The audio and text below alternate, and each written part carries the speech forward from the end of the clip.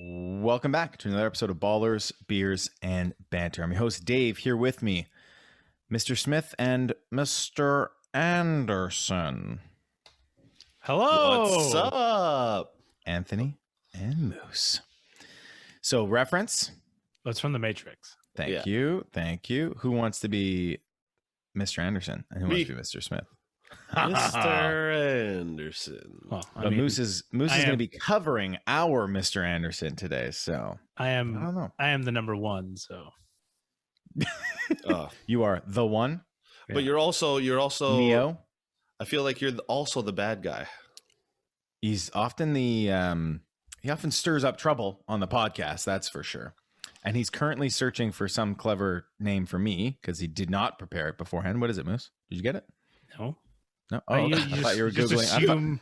I thought you were googling. I thought you were googling a water reference for me. No, I do not have a water reference on hand. All right. How you guys doing? Is it as hot out east as it is in the Pacific Northwest right now? It was scorching today. Yeah, it's getting warmer. Yeah. It's not like terribly. Well, I wasn't out today, but I went out a little while ago to barbecue, but it's cooling off because it's nighttime. It's approaching 295 Kelvin. In Victoria? Yeah, I'm joking. I don't know if it's actually 295 Kelvin. Well, I think we said 295 was like 25 degrees, wasn't it, or something? 20, Celsius? 30 degrees? You can Google the old converter. Yeah, but how you guys doing? You doing well? Yeah. Doing great. Summer, we're going Montreal's going into the green as far as COVID's concerned. COVID green zone. Ontario Green zone. border is open. As of Monday. Wow. It's interesting that the green zone it was open Next as Monday. of it was open as of Wednesday.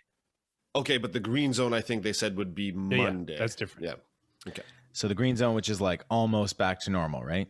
Yeah, it's like 20 people in a backyard or outside, Whoa. and then 20 people in or on a restaurant terrace. Man, better find 19 friends.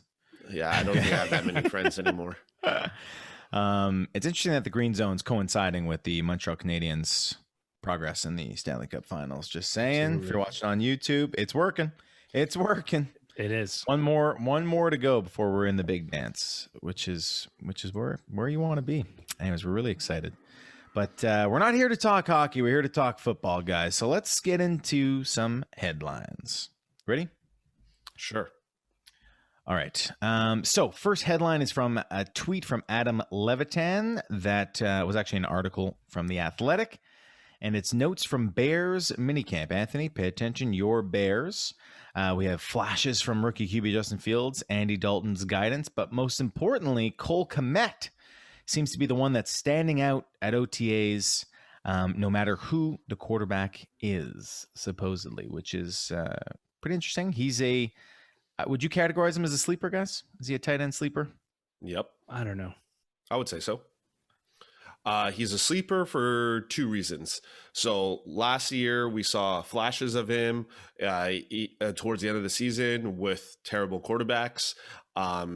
He was a high tight end prospect in last year's rookie draft, but also with Jimmy Graham still there and Jimmy Graham having a pretty decent performance last year. I mean, people are probably going to forget about him in their drafts. He's probably going to go last round if you're going to pick up a backup tight end, or unless you really want to wait and you really believe in him. But sleeper tight end, you get him in the last round, and if he ends up being either the lead receiver or second best receiver on the team, I mean, that's pretty good. But again, tight ends, they're pretty much all within a category unless you're like Kelsey, Kittle, Waller. Yeah, I think every tight end outside of the top 5 is a sleeper. But exactly. Top exactly. six. Don't forget Kyle Pitts. Top 6. Because he's definitely not a sleeper with the hype he has. But I think regardless of whichever quarterback starts, I think Cole Kmet will be heavily targeted. Yes. If it's Dalton checking down or Fields checking down, Which is all you can ask for outside of the top 6 tight ends, right? Someone who's going to at least get the opportunity. Yeah. Right. So I think he's definitely someone. If you're punting the position, if you don't get one of those top 6 guys, I mean, you should try to get one of those top 6 guys. But if you don't, put them on your list. Or if you're drafting 2 of these tight ends, hoping one of them is serviceable, put them on your list. All right, sticking with Chicago and the Bears, from The Athletic's Adam Johns. He said the Bears expect David Montgomery to surpass his 2020 rushing numbers. Montgomery had the fourth most carries, 247, and the fifth most rushing yardage, 1,070 in 2020 as Chicago's workhorse back. After season-ending injury to Tariq Cohen, Montgomery took over pass-catching duties, finishing sixth in running back receptions with 54. He's since worked with speed coach to improve his breakaway ability. Jans reports Cohen's return, blah, blah, blah, blah, blah, blah, blah, blah. Yeah, he's likely being drafted near his fantasy ceiling, but he's unlikely to retain that extremely valuable passing down work in 2021. So, I almost spilled my beer everywhere. Oh, yeah? Getting a little excited? So we've talked about Monty a lot on this podcast, guys, but at least the Bears are believing. But I think it's important to note that they said he could surpass his rushing numbers. Right, that's it. But they didn't say anything about the passing, and he did rely a little bit on those 5 catches for 50 yards average or whatever he was doing in the last half of the year. Yeah, especially if Justin Fields makes it or like starts at QB earlier than we think. By week three. By week 3, as Dave has mentioned before, he's gonna, take up some of those rushing yards. He's not gonna run a lot, but he will take away a bit from David Montgomery. Tariq Cohen coming back, coming back from injury. So of course, on the receiving side, he's not going to get as much as last year. But if they just, force more attempts on him, I don't believe this one because I've seen, mind you, it was only his rookie year, but Matt Nagy, calling plays for David Montgomery didn't look good in his rookie season. So I'll believe it when I see it. So I think for now, he's like a low end RB1, high end RB2. Really low end RB1. That's pretty high, actually. But we know Tariq Cohen won't take the rush attempts away. We know he's not as good as of a rushing running back as David Montgomery. And on other teams, we can see Darrell Henderson take over some of the rushing duties for Cam Akers. We've seen him do both and in the receiving game. Whereas I think David Montgomery's pretty much solidified all the rushing attempts. Of course, Tariq Cohen will take some of them, but I think David Montgomery will be very efficient as a runner, providing Matt Nagy calls the right plays. He's safe, but I think his it'll be tough to get the upside, tough to reach, like the article finishes off, tough to reach the fantasy ceiling he had last year. Well, here's what's interesting to me. So we don't know what Chicago's going to be. No, they've got 2 new quarterbacks. In Andy Dalton and Justin Fields. So, a quarterback can change how a team plays. They've got still have Allen Robinson and Darnell Mooney who appeared. We just spoke about Cole Kmet. It could be a more receiving heavy team. And then one thing to consider as well is I think we can all agree that Ezekiel Elliott is substantially better than David Montgomery. Yep. Andy Dalton being the quarterback, Zeke kind of declined a little bit. I don't know if that's a I don't think that's an Andy Dalton thing. I think that was a Zeke thing, but who knows? And so an offense thing. It's something to consider. I think, Dave Montgomery's very talented. The numbers show it. He improved in his second season, but I'm still a little bit weary of Chicago. So let's put it like this. So we always talk half point PPR. For standard, I would say low end RB1. I would say half point PPR and PPR, maybe middle running back 2 type guy or high end RB2. Yeah, I can't disagree with that. That's where he's at. All right, that's Monty. The listeners can decide if they're drafting Monty or not. ESPN's Cameron Wolfe reports the Dolphins are prioritizing downfield passing aggressiveness in off-season practices. This is a fun headline. Wolf said Tua Tagovailoa's disastrous June 15th minicamp practice, during which the second-year quarterback threw 5 interceptions, which we discussed on this podcast, was focused on aggressive deep passes. I tell him to continue being aggressive, Miami head coach Brian Flores said. It's using this time to practice pushing the ball down the field. Then we'll make adjustments and the corrections. So he can be the Babe Ruth of the NFL. Yeah. As long as he famously had the most strikeouts of all time. As long as he scores a pile of touchdowns. Not quite the same for quarterbacks and interceptions. So but, what is this? Jameis Winston? Jameis Winston. Yeah, I was going to say. That's true for fantasy. I really think this is Brian Flores coming out and trying to protect his second-year quarterback. Obviously the 5 interceptions made news. It didn't just make fantasy news. It made regular news everywhere in sports talk radio and all over the place. So I think this is Brian Flores trying to get his quarterbacks back and be like, we were experimenting basically. We're which is exactly what I said. If there's a time to make mistakes and go for it no matter what, that would be minicamp. But we'll see how it progresses towards the beginning. Just before you continue, speaking of Jameis Winston, I don't know if the two of you saw him training. His workout videos, I've seen so many of his workout videos. His most recent one where he's like going between two human-sized tackle pads. And they're trying to knock the ball out of his hands. He does not move well. It's very awkward. His footwork is very robotic, and I mean, it doesn't look good. Yeah, but so what? I mean, Drew Brees wasn't the most no, footwork is extremely important for a quarterback, for dropping back and for moving in the pocket. I didn't think it was so bad, Anthony. Like, we don't know what the context is of the drill. Awkward. He could have been doing that drill for 45 seconds. We don't know. But I do think his videos are hilarious. Like, he does some he's very strange, gawky. and he always has a weird look on his face, like very intense. But we'll see. But they're funny. Go check out Jameis Winston workout videos. They're always interesting. Good for a laugh. Moose, you had some headlines for us. Sure. Yeah, starting with Gerald Everett. I wasn't going to start with Gerald Everett, but okay. I'll start with Gerald Everett. Okay.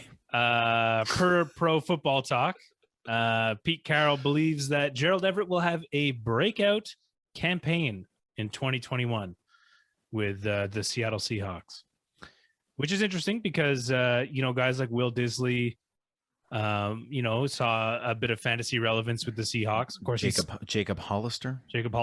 I think Jimmy Graham when he was there. Yeah, and I think both are still there, Jacob Hollister and Will Disley. So Gerald Everett will have to compete with them. But the fact that Seattle went and got him from the LA Rams is probably a good sign. Oh, so yeah. And Russell Wilson supposedly requested that they go out and get Gerald Everett, which is important. Speaking of sleeper tight ends, he's maybe more of just like a catnap. He's a catnap tight end, yeah. Well, you know what? The thing with Seattle, they really love to use their tight ends, and they especially target them in the red zone. The only problem is they use all of the tight ends on their roster. Yeah, there was even the Canadian Luke Wilson who was used at one point. So we'll have to wait and see. But yeah, I might be more of a free agent waiver wire pickup. But yeah, I think it's note it down. Did I have other ones? Did we Sammy Watkins apparently looking good at Ravens camp? Big question mark there. Yeah, the big question mark there is if Lamar Jackson can throw to Sammy Watkins. Yeah, right? Sammy looked good, but the passes didn't. And you had something on Cordarrelle Patterson and Chris Evans. Cordarrelle Patterson supposedly going to have a more traditional role in Atlanta, presuming that he'll be used more as a wide receiver with Julio Jones gone to complement Calvin Ridley, possibly Russell Gage. And Chris Evans from Cincinnati, rookie running back, supposed to have the best hands, most natural hands for a running back, is showing up. This is interesting. Yes, and they did mention, Zach Taylor, head coach, he said something about, you can't overuse Joe Mixon. Like, we'd love to have him on the field all the time, but it's just not realistic in today's day and age type of thing. So maybe Chris Evans, a little role emerging for him as a pass catching back. Another thing to keep our eye on. Thanks, Moose, for those extra headlines. You're welcome. All right, guys, I'm real excited to get into our second Marquis episode. If you're not familiar with the Marquis, we did discuss it a little bit last episode, its origins. And what we're talking about really is mid-round targets, players that you can draft in the middle of your round, somewhere around round 5, ADP to round 10 or plus. And really, we think that this is the key to your draft because it's harder to mess up your first couple picks in the draft, Very easy to mess up these middle round picks, and there could be gems sitting. There could be duds and studs that are sitting in these middle rounds. And if you listen to our advice, you could end up winning those middle rounds in your draft and becoming the Marquis de la mid-round. Is that a good summary, guys? We're all summarized up? I think that was a fantastic summary. Oh, thank you, Moose. Thank you. All right. So today's episode, we have three very interesting players to talk about in the mid rounds.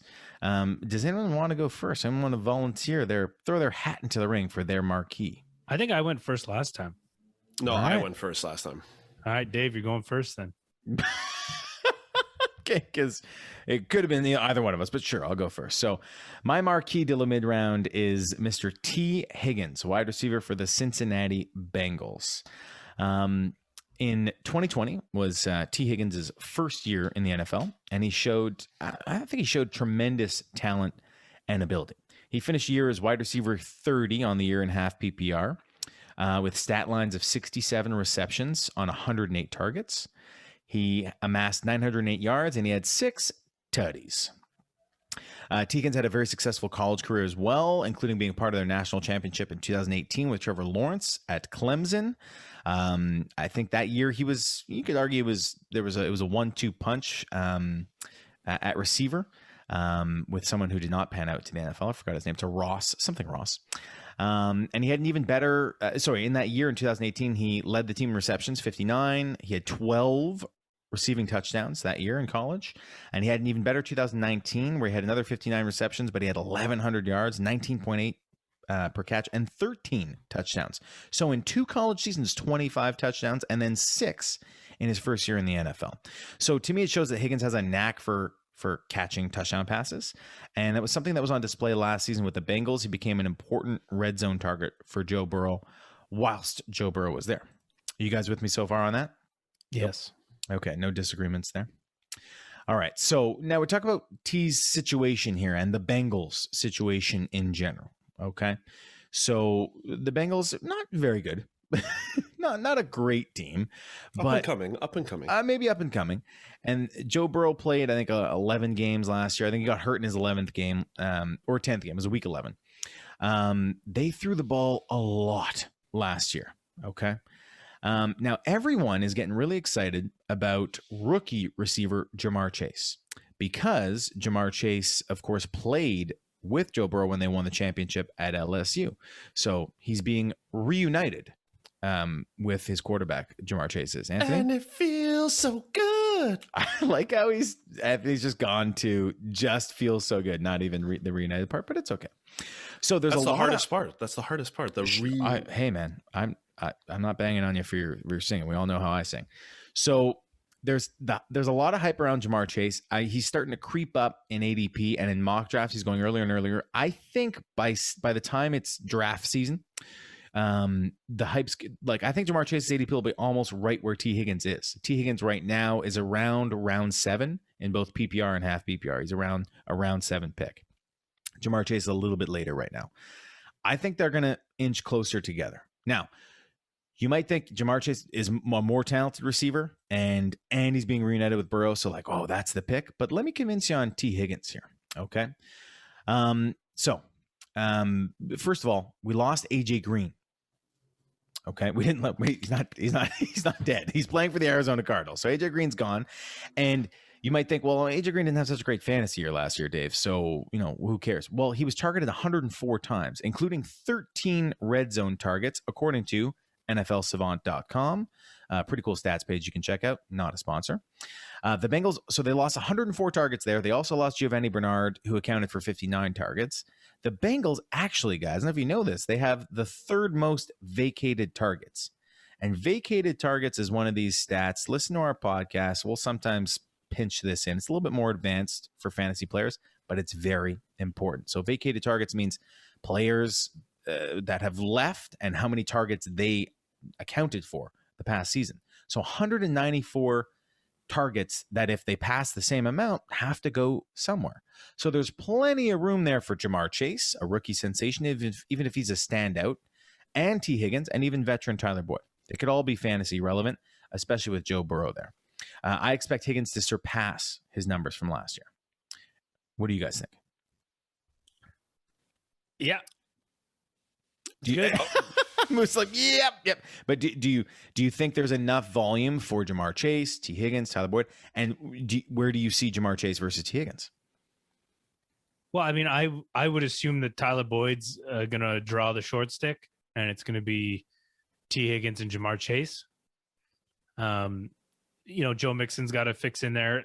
Chris Evans now, maybe a little question mark. Sounds like he's gonna get some passing down work. But I guess he would fill in for wherever Gio Bernard's targets are going. But I think Tee Higgins is solid. I think Joe Burrow, he looks like his knee is fully healthy. So 100%. I mean, they're going to be passing the ball, and I think Tee Higgins is going to be the number one target. And that's the key is how much they're going to be passing the ball, because in the 9 games that Burrow actually finished last season, because he got injured in the 10th, he was averaging over 41 pass attempts per game, which would, over a 16 game, if you prorate that over 16 games, it's 657 attempts, which would have been right up there, top 5 in the league, one of the top teams in the league in terms of pass attempts.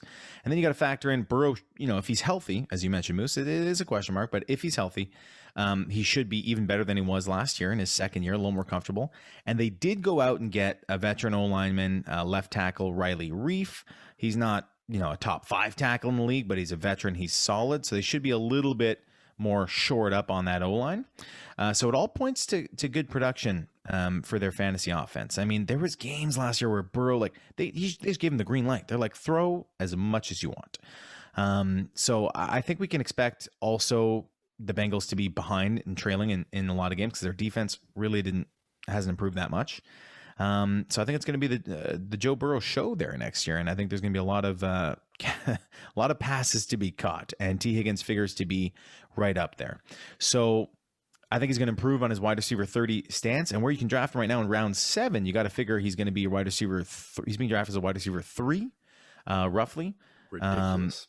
Yeah, so wide receiver 3, maybe wide receiver 4 is where he's being drafted, and I think that he has wide receiver 1 upside. Doesn't mean he's going to finish in the top 12, but it means that's like the best possible outcome is he could be a wide receiver 1, probably more likely wide receiver 2. He's probably going to be in between where he's being drafted and where his upside is.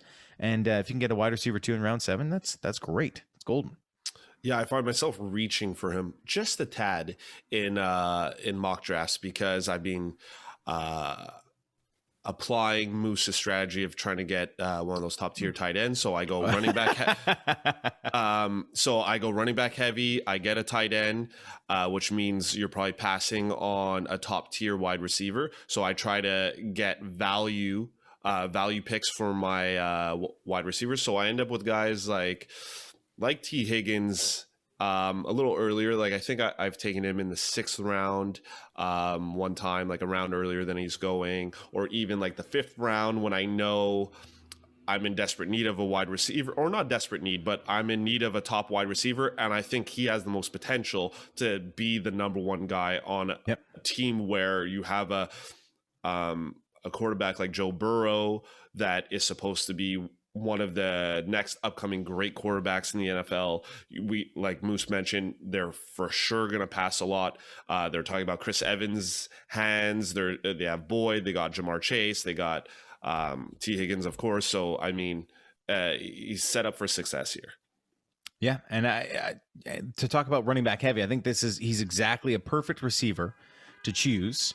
I heard some honking. Somebody is very angry. Yeah, I think he's a perfect receiver to choose if you do go running back heavy. Let's say your first 2 picks or even 3 picks, and then you can get him in like round 6. This is exactly the type of receiver you want, because you want somebody that's as safe as a receiver could be, but has the upside to potentially fill in that wide receiver 1 role for you. So he's definitely on the list, and it's a wide receiver heavy show today, guys, because I think you guys have a couple more names of some receivers that could help out teams. Well, is there anything else on Tee Higgins? No. All right, then let's segue in. You want to go next, Moose? Yeah, I think Moose was getting. I thought you were clearing your throat, getting ready to dive in. I was waiting for the segue. Okay, Oh. well, we have plenty of wide receiver talk on today's episode because we are all profiling wide receivers.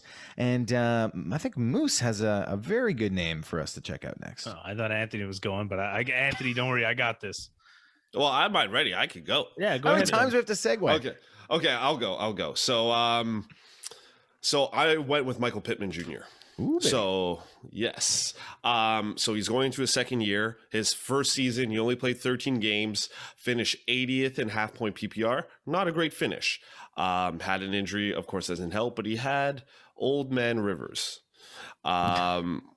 Which Old Man Rivers. for those of you who don't know, and all of you should know if you want to be great fantasy players, Phillip Rivers is retired, and they have Carson Wentz as their QB right now, who is reunited with Frank Reich. Dave? Reunited and it feels so good. Oh, yeah. So let me give you a little history lesson here for all you listeners. So Carson Wentz's best year in fantasy was under Frank Reich when he was playing for Philadelphia. He finished the season 5th overall in overall fantasy points. Carson Wentz did? Carson Wentz, yeah, played 13 games only because that was the season. That was their Super Bowl season where he got injured and Nick Foles took over. He had 33 touchdowns in his 13 games, which was second to Russell Wilson's 34, who played the whole year, I believe, because he doesn't usually miss games. So yeah, 33 touchdowns to the 34 in only 13 games. His 13 games. This was his MVP. He was going to be the MVP. Yeah. Exactly. So being reunited with Frank Reich and having this massive, high-powered offensive team, I mean, Carson Wentz is set up for success here. So now getting to Michael Pittman Jr., he is 6'4", 223 pounds, only 23 years old. He's a big body. He's the type of receiver you want on your team because he's destined to be a touchdown machine. Yes, he didn't perform well in his first year, but it's hard to pass on this guy. His ADP is 10th round. 10th round. You have other guys on the team: Zach Pascal, Paris Campbell, T.Y. Hilton. Now, Sorry, I know there was interference. Which round? 10th round. 10th round. Did you guys hear me? Yeah, I know. Yeah, you said I didn't realize the this ninth round. Yeah, we got it. The ninth round. Yeah. So I know you two are a little higher in a couple of the other receivers, but let me just go through. Oh, no. I like Pittman. I know you do, but I think you guys also like Paris Campbell is a sneaky pick too. But I'm not high on Paris Campbell. I'm not high on Zach Pascal, and I'm not high on T.Y. Hilton. Like, these guys have disappointed when people have maybe thought of them as sleeper picks in previous years. They get injured. So, I mean, it doesn't look too good for them with a guy like Michael Pittman Jr. there. Yes, he was also injured his first year, but this guy, it was his rookie year, going into sophomore year, new quarterback, new head coach, not new head coach for him, but right? Yeah, it's his second year. So coach for Carson Wentz. Right, exactly. So, I mean, you can expect him to be a touchdown machine. 10th round with a guy that's potentially the number one receiver on the team. I mean, it doesn't get better than that. I know he kind of, like, some of you listening might think, oh, but that's not a mid-round guy.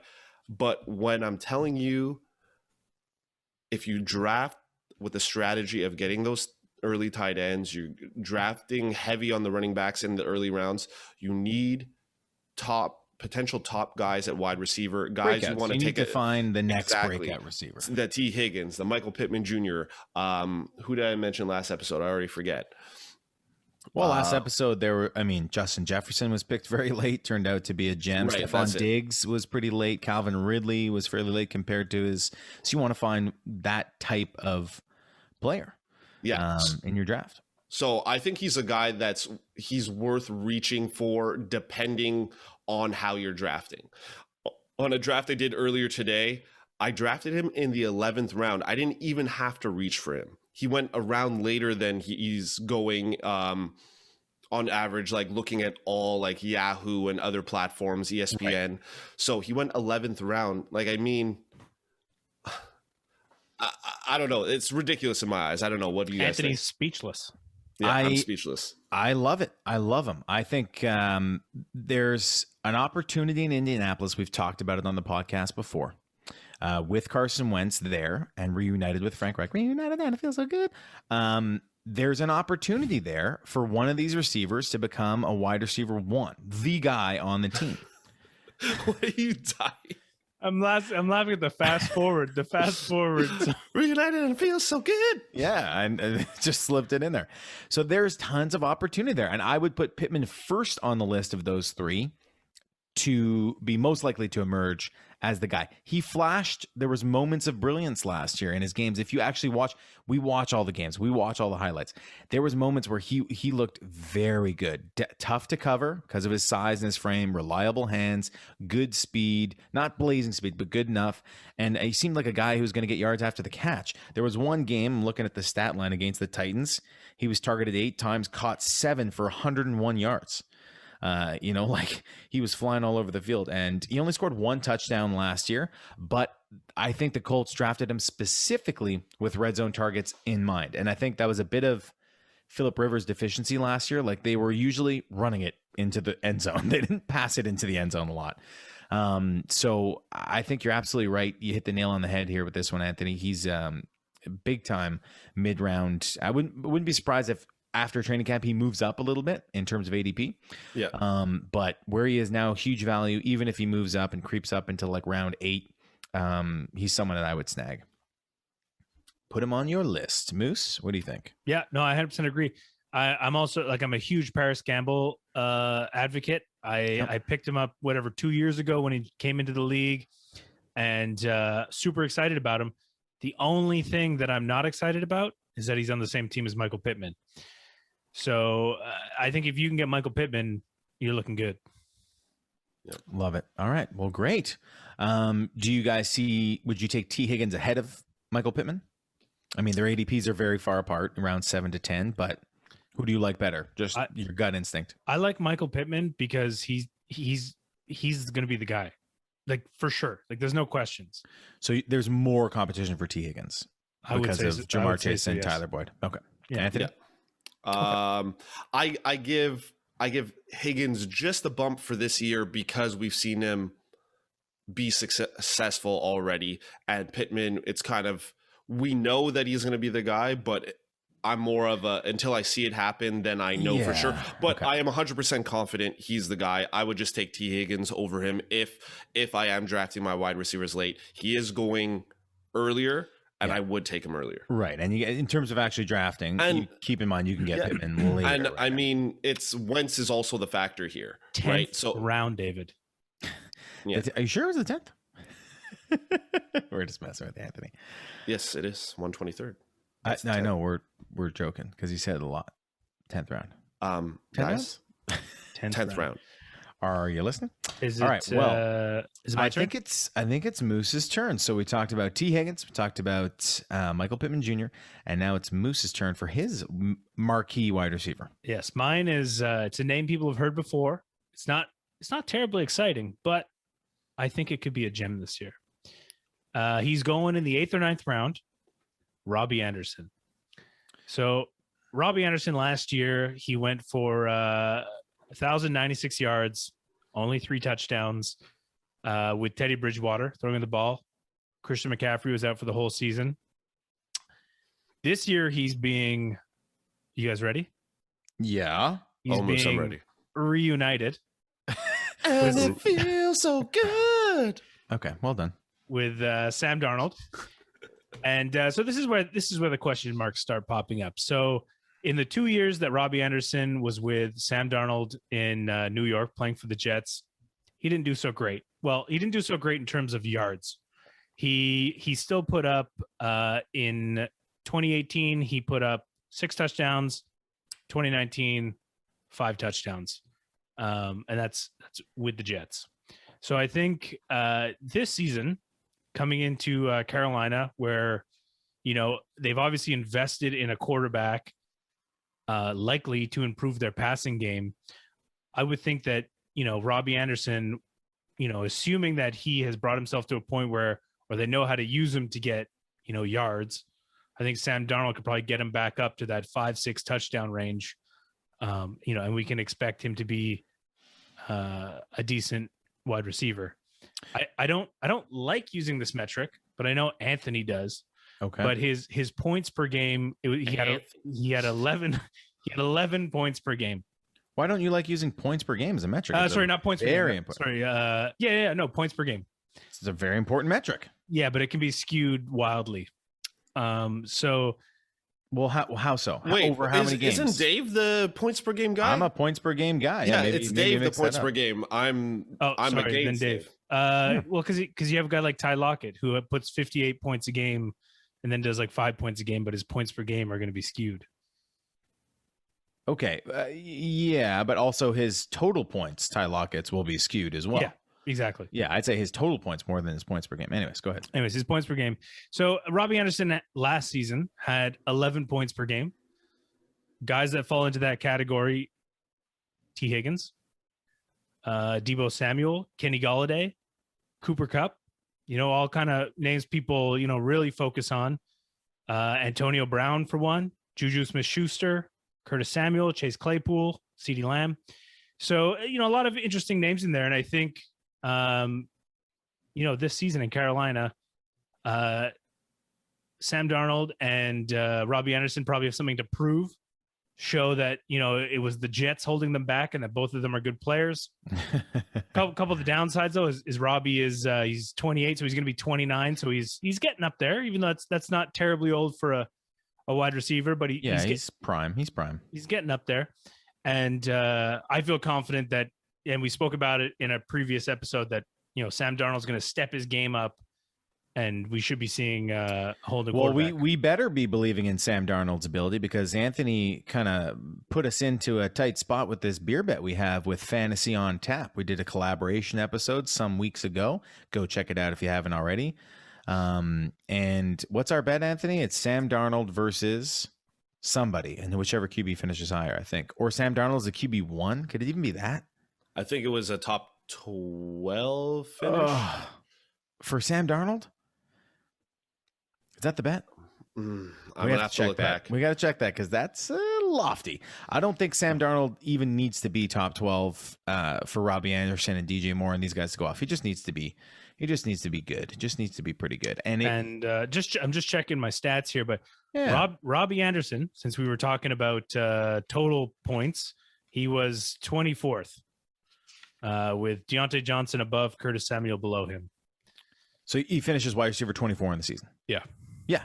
And what's great about Robby Anderson, guys, and what was impressive last year is he was known, like when he was on the Jets, he was supposed to be a deep threat speed guy, right? And, he wasn't filling that role super successfully. Then when he comes to Carolina, he actually showed that he can be what you might call a possession receiver and run shorter routes and mid routes, but he still has that blazing speed. So he didn't get into the end zone too much last year, only 3 receiving touchdowns, I'm counting, and you guys can vet that. Yep, correct. And that should, we call it regression to the norm, or to the mean. So that should come up. For how many yards he was getting, you're absolutely right, Moose. I think you mentioned he should be more towards the 6 touchdown range. I think that's absolutely what can be expected. You know what he reminds me of, actually, now that I'm saying it out loud, is Robert Woods at this time last year. We were having discussions about Woods versus Kupp, and you got, Anthony was on the Kupp train, so were you. And I was saying he only had like two touchdowns last year, guys. It's going to come up. It did. Sure enough, he finished ahead of Cooper Kupp. I won that beer bet. Robby Anderson's in that same boat. He's going to get more touchdowns next year. He's got to, with that amount of yardage. And what's really cool is Robby Anderson, over the first just 5 games of the season last year, it's a small sample size, but it's still almost half the year. He was wide receiver number 9 on the year at that point. Okay, so he was off to a rocking start, and I think if he can maintain that pace, or maybe not even that pace, but to have some touchdowns to go along with it, then you're golden. So I think he's absolutely a strong pick. Yeah, what's his ADP right now, Robbie? 8 or 9th round. 8 or 9th round. I mean, why not? Why not? Now, here's my question to you guys. Robby Anderson? Real quick. Yeah. So there's no real competition. Dan Arnold and DJ Moore. But DJ Moore is... Well, no, but hold on. Yep. DJ Moore only finished 2 spots ahead of him last season. So they're neck and neck. But DJ Moore missed about 3 or 4 games from injury. But and Robby Anderson was the guy for the first half of the year on that team, and DJ Moore wasn't getting quite the volume. Who would you guys rather have? Let's say you can draft them at the same spot. Would you rather have Robby Anderson or DJ Moore? If they were being drafted the same Robby position. Anderson. Okay, I would definitely want DJ Moore. Me too. Anthony too. But DJ Moore's ADP is going to be way higher. DJ Moore is like round 5. I'm looking. I just quickly looked at like the actual per games, and just at a quick glance, Robby Anderson just looks more consistent on a week-to-week basis. Well, yeah, we've talked about that last Right. year. DJ Moore was up and down, almost verging on boomer bust territory.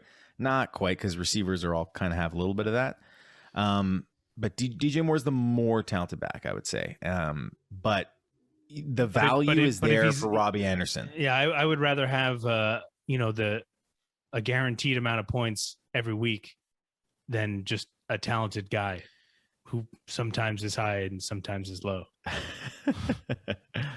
Well, Sure. we don't know. Maybe because remember his quarterback. It's a was new Cam- quarterback. It's a new quarterback. His 2 quarterbacks were Cam Newton and Teddy Bridgewater. I would like to think that Darnold, being young, could be a more consistent passer for them. DJ Moore, when he came into the league, he was one of my favorite rookies coming out of his draft. Super talented guy, but like you said, boomer bust ability, which is not very good if you're drafting him high. I don't think it's necessarily boomer bust, because his numbers are good, but it's more like just underwhelming. It's Right. like, oh, I lost by 2 points because of DJ Moore. Yeah. That So kind of like thing. I did a mock draft today. So includes 3 guys we're talking about today. I went I was second pick. I went Dalvin Cook, Kittle, Clyde Edwards-Helaire, Kareem Hunt. DJ Moore is my first wide receiver in the 5th round. Higgins in the 6th. Chark, Judy, and then in the 11th round, Pittman. So I mean, it's a lot of guys, I guess you would say, with question marks, but guys that were pretty high on. But I do agree with you, Moose, that the value, because they're neck and neck, like you said, so the value is better for Anderson in that spot. Some guys that went after were like in the spot you drafted DJ Moore. Yeah. So, I mean, I could have taken Higgins earlier, or I could have taken a Cortland Sutton, somebody more solid, or a Tyler Lockett, maybe, but Tyler Lockett's more of a boom bust compared to DJ about boomer Moore. bust. Yeah, he was the 3B Fantasy Awards winner, boom bust winner last year. So here's my question, guys: would you rather? Can he boom? He can boom. Would you rather draft DJ Moore in the 5th round or Robby Anderson in the? Would you say, Moose, the 8th, 7th or 8th, 8th or 9th? Well, let's make it he more went interesting. Let's say 7th 7th. Let's say 7th. So He let's went say, 7th would you rather here. have DJ Moore in the 5th or Robby Anderson in the 7th? Robby Anderson. Oh boy, I'm It's just seeing a lot who's closer for me. I'm just seeing who's around where I drafted DJ Moore. So basically, Personally, I would say DJ Moore in the 5th. If those because are the options. around DJ Moore you had Ayuk, Cup, Beckham, and Higgins. So I mean, I got Higgins and Moore. So the only other reason why I'm leaning on Robby Anderson is 'cause he already has a rapport. He already has a rapport with Sam. True. It's something to consider. It's definitely something to consider. The fact that they played together previously and he knows them. Of course, we're hoping they play better together than they did on the Jets, but that's a Jets issue. Hopefully they'll be completely new in their light blue Carolina jerseys. I love those Carolina jerseys. So Robby Anderson, there's arguments to be made for him there. He doesn't super excite me, and I had him last round. But that's why you're right. But He was reliable. that's why he's a marquee of the mid round, because he's not people. someone you'd ever think about, but I think he's someone who could change the course of your team. Mm-hmm. Yep. Okay.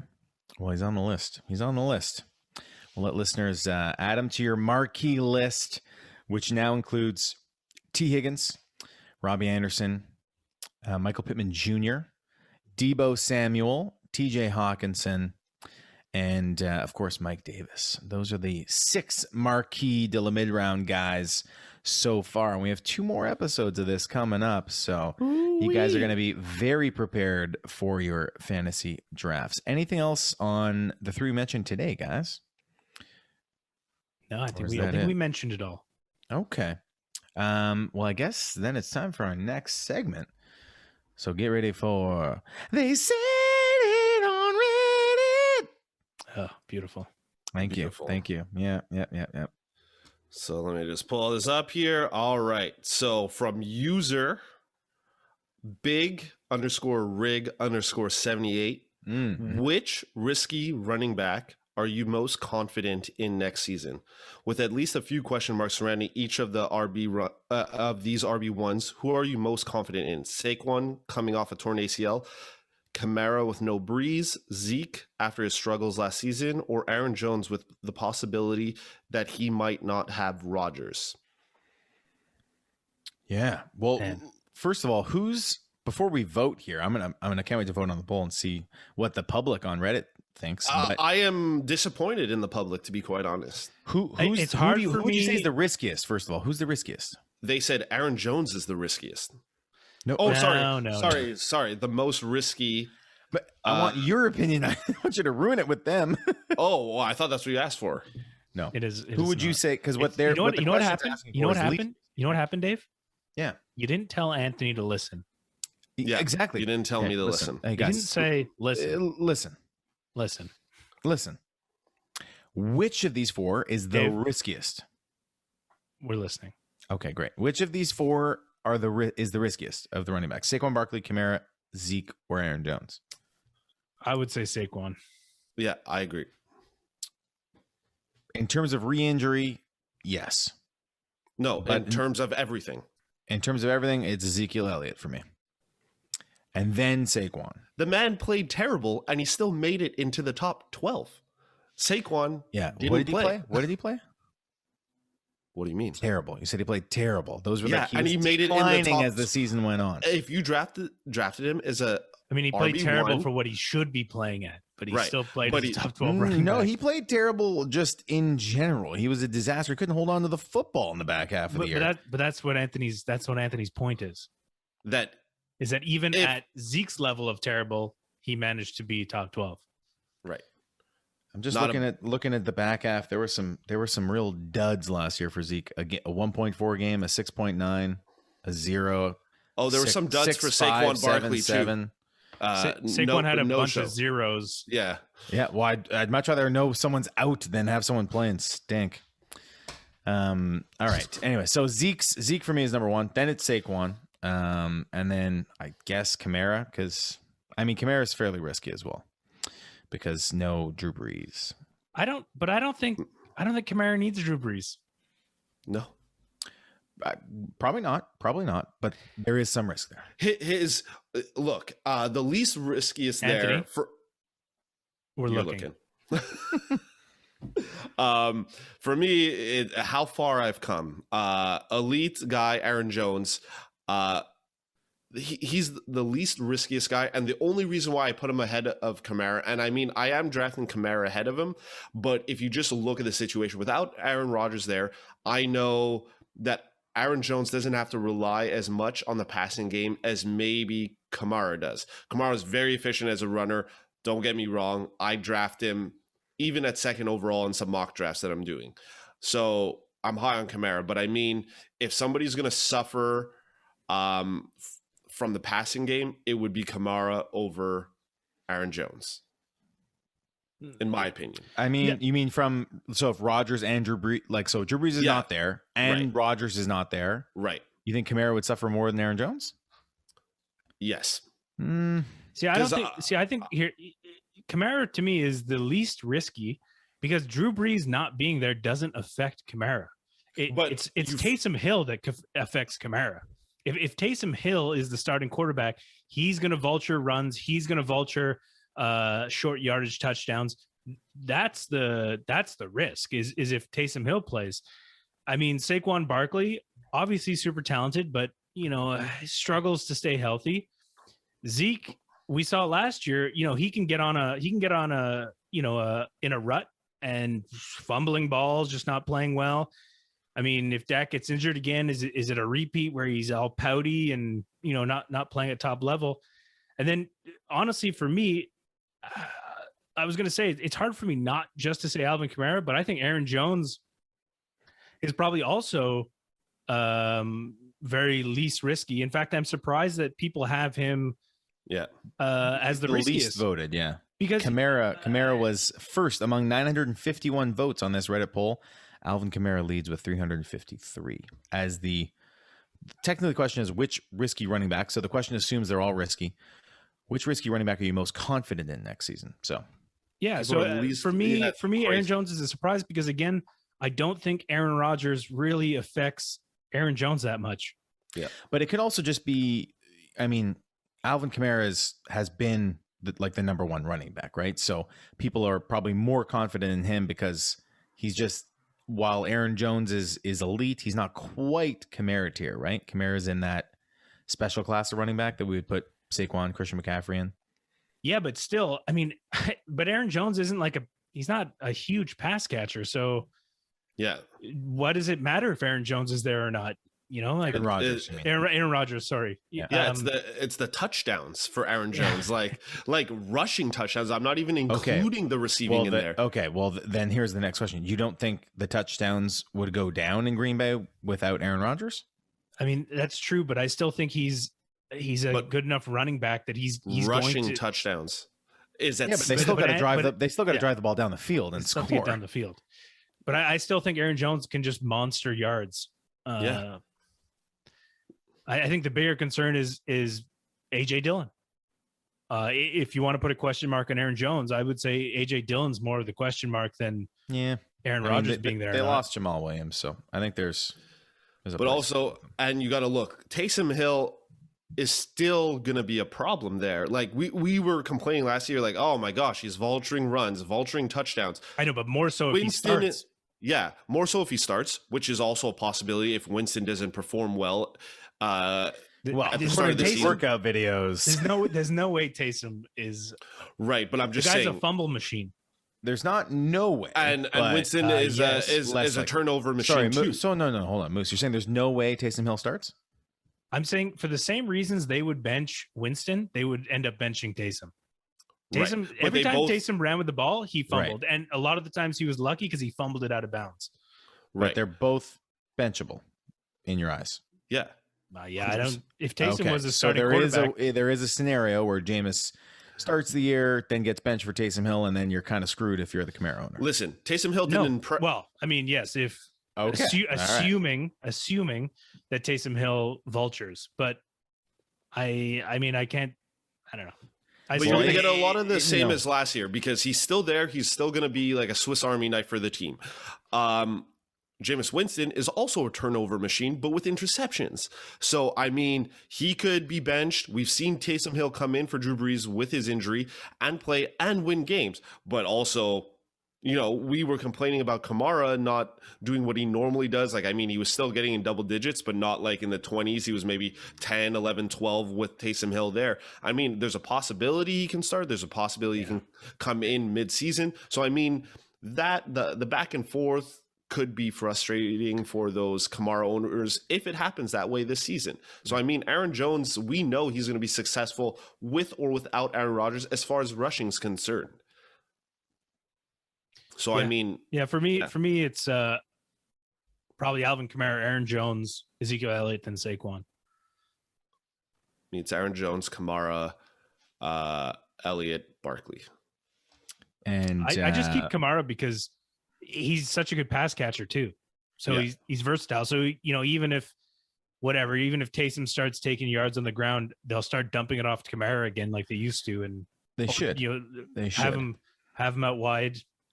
But if you have concern, I mean, we saw Jameis Winston do pretty well for fantasy in Tampa Bay and those, but I don't know, the receivers weren't quite as good as they could have been. Anyways, but if you're concerned about a Jordan Love-led Green Bay offense, I'd also be concerned about a Taysom or Jameis-led New Orleans Saints offense. So, but I put Aaron Jones I'm the least worried about, and then Saquon, because it's only injury risk there. We're not worried about his talent or his volume or production.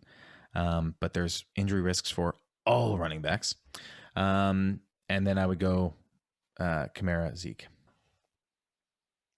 Yeah. And Kamara and Barkley have the most upside. Like, well, Kamara could still be the number one running back in the league, and so could Saquon. I don't see that for Zeke or Jones. So there's that to factor into. Great question. Great Reddit question. Who was it? Big Jim? Big _Jimbo? What was it? Oh, No, Big Rig. Big Rig. The person is probably a truck driver. Clearly, because our tag names on Reddit always exactly what we are. I mean, no, great question. Big Rig is pretty. Could just be a big guy. It's true. I mean, if your tag name's Moose on Reddit, or a big woman, doesn't mean you are part Moose. Just could be a big woman. Yeah. Could be a big woman. Guys, I've been drinking water this whole time because I'm being healthy, and wearing my Canadian sweater. Big water guy. Let's go. Yeah, Big Rig, big water. What are you guys having? I am having a Moosehead Lager. Oh, finally, Moose has a Moosehead. This is not the first time on the podcast, I don't think. Not. But but I mean, it's classic. They should probably sponsor you, Moose. You should if you get a personal sponsorship. They're not yet. That'd be very cool. Not a sponsor, but yeah. How is the Mooseheads these days? Delicious? Same as always. Yeah. Okay. Should be same as always. I don't know what kind of question that was. It's better than water, I'll tell you that. Okay. What do you got, Anthony? I just came from a work event, and they catered. You brought that from the event? Wait, I'm about to explain. Moose, can you wait? They catered food to our houses. We had an event online via Teams. They sent us a box of a bunch of food and a kit to make white sangrias or red sangrias. I took white sangrias, just polished this one off. I have a lot more. The best part, Anthony, is that if you don't eat the fruit, you can just go smash that glass in your backyard, and in a couple of years, it'll all biodegrade. Not the glass, for those of you. The glass will turn into sand eventually. In years and years of biodegrading. That's a way to bring back a reference from a few episodes ago, Moose, about Anthony's littering. Just huck your banana peel on the street. It'll biodegrade. Biodegradable. Couple hours, poof, it's just gone. Oh, I didn't say couple hours. Anthony is like don't start with that. Anthony's like the Houdini of biodegrading. Poof. Now you see it, now you don't. Nah, it wasn't that quick, but I honestly didn't think. How long was it for a banana peel? It was like 6 months or something. A couple months. A couple months. So and that was on the low end of in things. Earth, when it's on Earth, not the concrete. Yeah, correct. Yeah. But I guess that's why there's like compost piles and everything, because it works differently. But I honestly, if I thought like if you would throw a banana peel on like the Earth, I thought it would be like a couple weeks or something. I didn't think it would take like a couple months. But I mean, fully go. Hey, the more you learn, the more you know. That's why part of the problem with recycling is that it takes so long to recycle things, and there's so much recyclables that they just can't keep up. So it's the same thing with biodegrading things. Is that sure? It's fantastic. Let's let it biodegrade, but it takes so long, and we have so much. The best thing you can do, even as important as recycling is, just reduce the amount of one-use plastic that you buy or consume. That's the real trick, and then reuse your reusable plastics. That's the way to go. Anthony, you writing all this? Are you writing all this down, Anthony? As Anthony says, dump your old banana peels in your neighbor's lawn. Yeah, I'm just kidding. Anthony has never said that. Just bugging you. But I can imagine him saying. And also, I don't throw the banana peels at other runners when I'm going on my runs to make them slip up. Anthony, like Mario Kart. That's it. Anthony pretends it's Mario Kart, and he throws it in front of their feet, so that's how he gets ahead in the race. Except in real life, I wouldn't run with mushrooms. It could be dangerous. Okay, guys, I finished Sweet Tooth, the Netflix show, season 1. Highly recommend. I think it's very well done. I heard it was really good. It'll get you. Yeah, it's very enjoyable. And I think the cool thing about the show, it's one of those shows, like guys, girls, demographics, older, younger. I think it appeals to everyone. So go check it out. That's my recommendation. Yeah. Even people who don't like candy. Especially people who don't like candy. Yeah.